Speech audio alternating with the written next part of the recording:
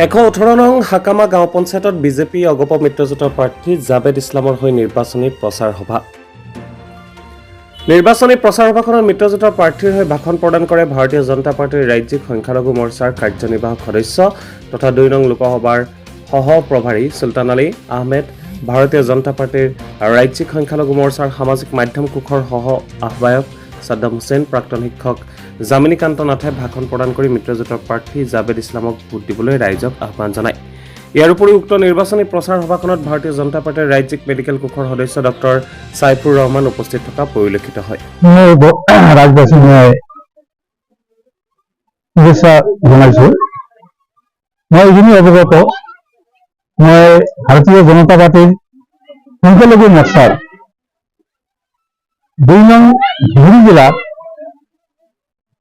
লোকসভাৰ মই কো-ইনচাৰ্জ। মই যিখিনি জানো, মই প্ৰতিটো সমষ্টিতে গৈছিলোঁ, প্ৰতিটো মণ্ডলতে গৈছিলোঁ।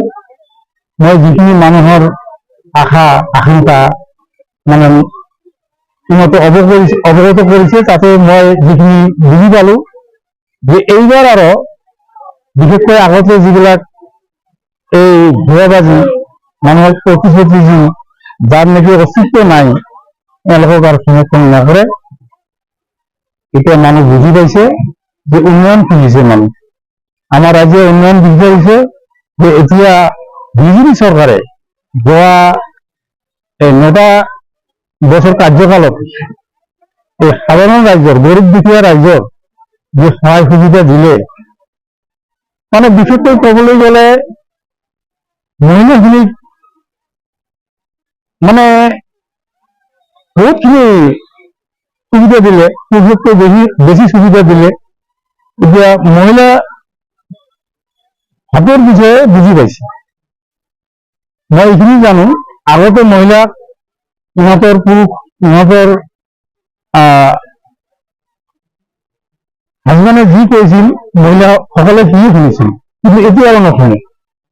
এতিয়া মহিলাখিনি নিশ্চয় তেওঁলোকৰ বিবেক বিবেচনা, চৰকাৰৰ যি প্ৰতিশ্ৰুতি, চৰকাৰৰ যি উন্নয়ন, এইবিলাক বুজি পাইছে। এতিয়া বিৰোধীৰ কথা নুশুনে। এইবাৰ মিত্ৰজোঁটৰ যি ভাৰতীয় জনতা পাৰ্টি মিত্ৰ দল অসম গণ পৰিষদৰ হাতীৰ ছবিত যে ভোট দিব, 7 তাৰিখে যে ভোট দিব, সেয়া আমি নিশ্চিত।